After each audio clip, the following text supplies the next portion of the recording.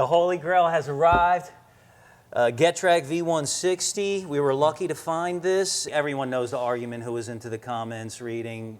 We decided to go this route for several different reasons. Ultimately, it's here. We found this on Facebook Marketplace, which is a cool resource to get these parts that we're finding, right? The older parts for the Supra build that we can't get anymore. Recent rebuild, according to the seller, it looks like it. If you come in on here, you can see the sealant. It's still supple. It feels soft. That's a good sign, meaning it was probably taken apart recently. So good to know. And another endorsement on this gearbox was it was just recently inspected as much as it possibly could. I think they did some type of input-output test on it with a lathe or some kind of mechanism, and they scoped it, they looked at it internally, made sure everything was going to gear properly, the synchros looked good. It's an interesting process. I've never heard of it before, but basically you can see 2/3 of what's going on. You can never see the other side, but it's better than taking it apart, because if we take it apart, you're basically rebuilding it, is what I've discovered with these transmissions. You kind of can't do a disassembly and put it back together without changing parts. So what clutch are we going with now? Because there's a switch up with the gearbox. Correct. So now we're going to do a Clutch Masters twin disc. It's a 10-inch full face disc, organic, and it does do the internal slave. It's all from Clutch Masters. We have it in our hardtop. It's great. The pedal's soft. It's got full motion. It's completely drivable with 700 horsepower. And that's almost necessary now. It drives like stock. Yeah, it's great. Because you don't we need don't that. have the fork. Right. We don't have the fork anyway, so we have to go internal slave or keep sourcing more parts. This piece you guys see here is the neutral park safety switch out of the car that it came from. For the life of me, I couldn't figure out what the heck that thing was. Yeah. I know. We had to Google search it. We're like, is it some sort of actuator for staging brake or something? But no, it's literally just so that the car can fire up. So it's not as exciting, but it's fine. And dude, it's relatively clean, right? There's no heavy corrosion. Yeah. It's the other little things we need. Thankfully, it comes with the adapter for the drive shaft already. So for the big yoke, we do need to source the isolator mount for the trans and the hard aluminum mount. I think we can still get that from Toyota though, right? I think so. Yeah. I think both pieces are completely available through Toyota, or PHR sells like a full aluminum billet replacement. I think TRD makes a higher higher strength elastometer or mount. I don't know if we'll need it. I mean, on the engine side, on the hardtop, we just used the stock engine isolators and trans, and there's no it's a good fallback. Real flex. Yeah, right. Yeah. Absolutely. Yeah. So our black hardtop Supra makes just shy 700 wheel, and dude, it drives like stock, except for the boost ramp is aggressive and super fun. Hopefully this is the same way. Right. We know it's going to hold the power and torque no problem, but we are going to put just a stock shifter in it. Just the throw is good. It doesn't need anything. I love the stock shifter, shorter the 93 to 95 shifter, the shorter one from the only thing better is the C's shifter, which is $2,000. Wow. If you can find one, I think. Yeah. Somebody made like a replica of it, but we don't want to go that route. We're just going to keep stock shifter. Do you know if Craig had a short shifter or anything? anything? Stock, right? Stock. Perfect. Yeah. Stock shifter, stock knob. Seeing this gearbox like this reminds me of how relatively inexpensive they were back in the day. You could get one from Toyota for $5,000, brand new. Insane. I wish that still existed. Brand new, right? Yeah. So, and now used, you're lucky to find one for $7,500. Most of them are at the $10,000 price point. You know what I mean? Yeah. And dude, can you imagine how lucky we got with this with a recent rebuild? Well, they're harder to find too, because most engine importers don't want to separate it. I know. They sell it with their drivetrain, whether it's behind a 2J VVTi or non-VVTi. And they want it to go complete. Those are now $15,000 and up. God. So even if you part out the motor, you're still in the transmission over $8,000. Yeah. And then the price to rebuild this, I read up more about the Grannis setup, right? And the price to rebuild this versus putting the Grannis, T56 setup in there, I see why everybody recommends it in the comments, Yeah. you know. But I like the route we're going. Yeah. Well, their It's- setup is great. It comes with a scatter shield from the QuickTime bell housing and everything, Yeah. the adapter. It's for a racing, great setup for racing. And like, even if you wanted to race your Supra and preserve what's in there, right? Absolutely. Why not shelf your V160? Yeah. Put that in there if you're going to just rip through gears at the drag Yeah. strip, right? But this is better anyway, true Yeah, to form to absolutely. the original car, bulletproof, legendary, right? At least for what we're going to put Yeah, it, exactly. you It's just know, one more behind, piece to the puzzle right? that gets it closer to being as true to the Yeah. original Fast and Furious car. But yeah, this is what the Fast and Furious Supra is getting because it's essentially what it deserves, and we get it. We did find a decent deal on one finally, so that's why we're going this route. We didn't oppose this, we just couldn't find the right deal Right. when we were starting. So that's enough for this V160. We just wanted to show it off to you guys and let you know what we got here. But let's head back to the engine build and see what Adrian's doing.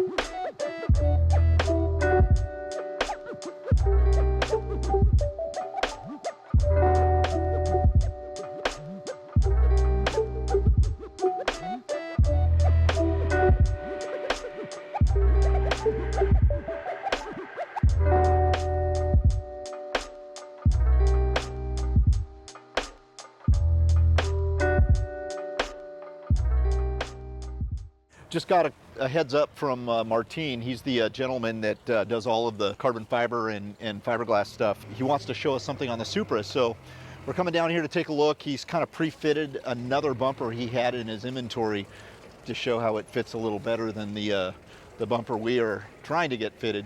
So let's go check it out.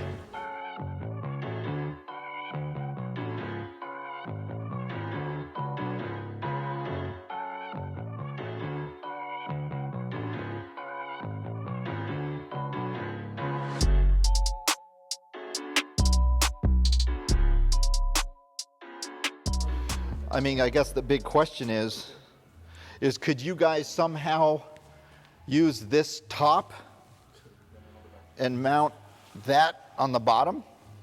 What we're trying to do now is we're trying to identify exactly how much we have to shrink this bumper to fit properly on this car.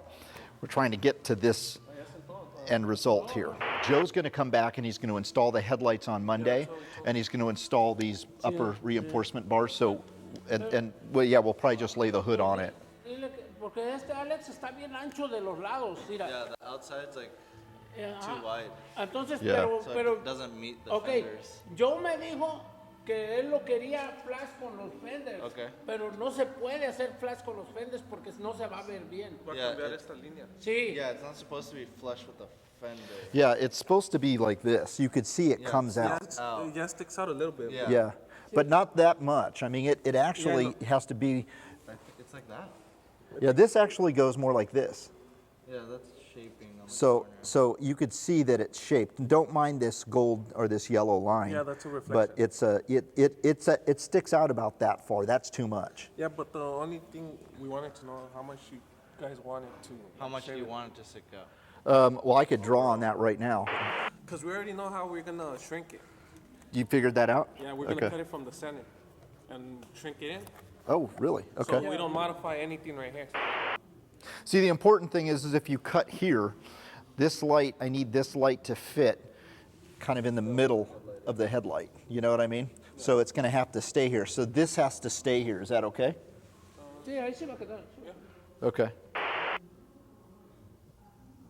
But you just want us to fade it from right here? Well, it's going to have to carry this line. I'm copying this line here, this upper line. Yeah, so this corner has to be this line. Yeah. Okay. And so I guess the big question is depending on where you make your cut here, in the middle, if you move it, if you sandwich it together, my concern is that this driving light is going to reposition itself. No, esa va a quedar, no se va a mover mucho. It's not gonna move a lot. I know, but it's got a parallel. It essentially has to match that middle light of the Supra, you know. So I don't. If it goes that way, it's not going to match. I know it sounds like I'm being super critical, but I am. So I need it to be exactly like this car. So I mean, what I'm thinking is, and what you're saying makes sense, because you could cut the inside of this and just Sí, brood pero that hacer over. eso- no, pero como él dice, cortar el de arriba, poner el de arriba va a alinear todo esto, pero esto no se va a cerrar. ¿Sí entiendes? Right. They're saying when they Yeah. narrow this one in, that the bottom won't like Yeah, suck in. yeah, and it needs to. The other thing I'm seeing as I'm sitting here looking at these pictures, and it's something that I'm a little bit curious about. I need to see a dead-on shot of this front bumper. What I'm seeing right here that worries me a little bit is this angle is very sharp. This is a very sharp angle, right? Oh. And this looks like it's, I don't know, this is not sharp enough here. This looks like it's a little bit more bulbous shaped. So I'm a little worried about that. I really need to see a front shot. See, I feel like this is too straight up and down, and I feel like it needs to be more like this. And I'm just seeing something else that's kind of weird too, and that's this right here. This line right here doesn't match this line right here. Okay, so here's what I'll do. I'm gonna have Joe come down and I'm gonna have him install these upper panels, the headlights, and then we'll put the hood on hinges, and then just have you guys go to town on it. You know, that's what happens.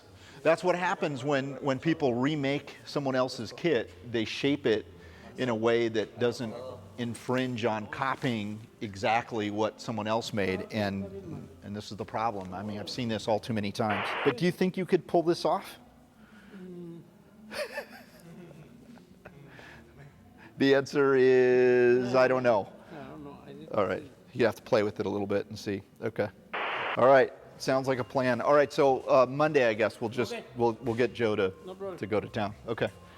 Awesome.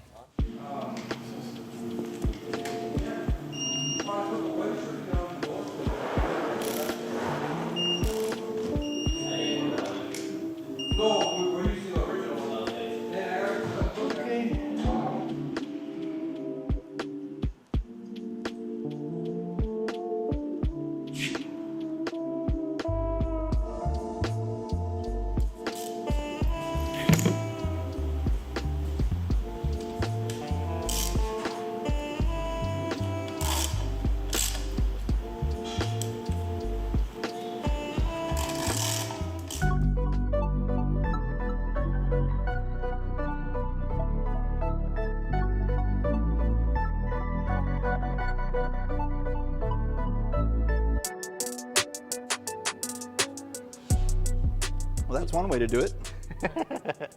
Yeah, look at the side. We grind it, Got it. make it smaller. Okay. Right on. Yeah, that actually holds up a lot better, doesn't it? So it looks like we'll probably have to raise it here a little bit.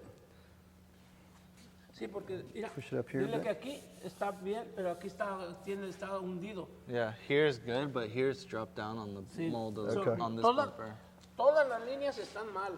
Yeah, all the Las vamos lines a are bad. arreglar todas. Mira, aquí ese gap está bien derechito, Ajá. pero este está caído, mira. Oh, yeah, that gap's nice and straight. This one droops under the headlight. I see. Yeah. Fog light looks like it.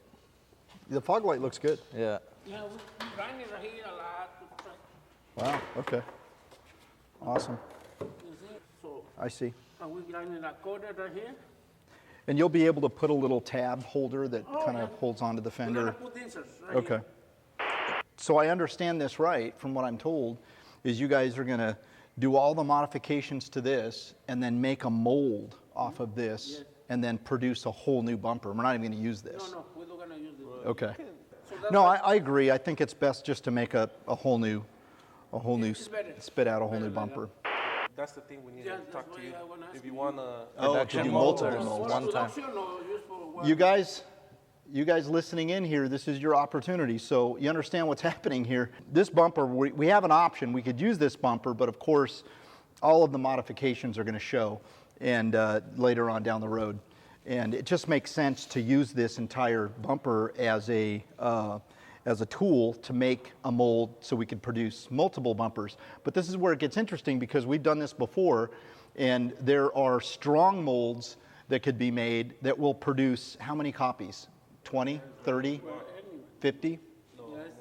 More. A couple hundreds? How many do you want it? Okay. So a couple hundred bumpers versus a cheaper mold. Only for one or two. It's like a splash mold, right? And it'll just make one or two. So you guys tell us. I mean, what we could do is talk about what it'll cost to do a bit more expensive mold. I honestly think, you know, since no one's really reproducing this kit, supposedly, I mean, I don't know. They say they are, but no one seems to even be able to produce one. You know, maybe we do a few of these and provide them for people that want to build more replicas. So, you know, I'd love to hear it in your comments, you guys. If you think it would be worthy of stepping up and paying a little more to have a good professional mold made, you know, mention it in your comments. But this is something we'll be addressing. So yeah, we'll talk about it for sure.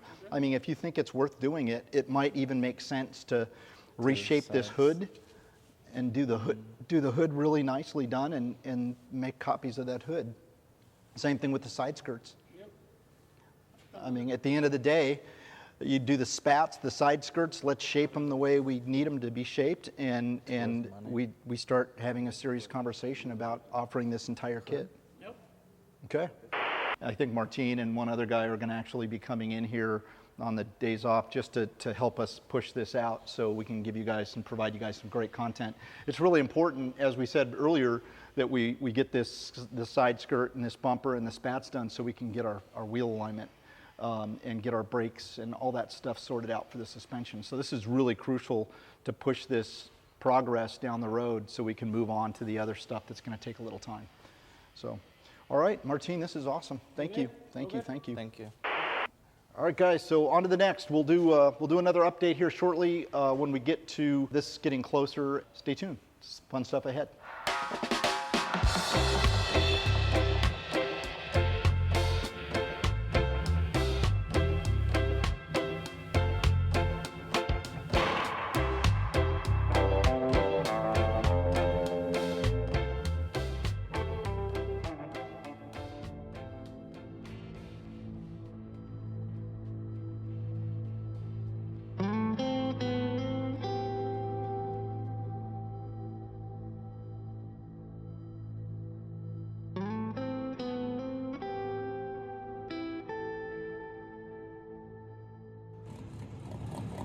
On green.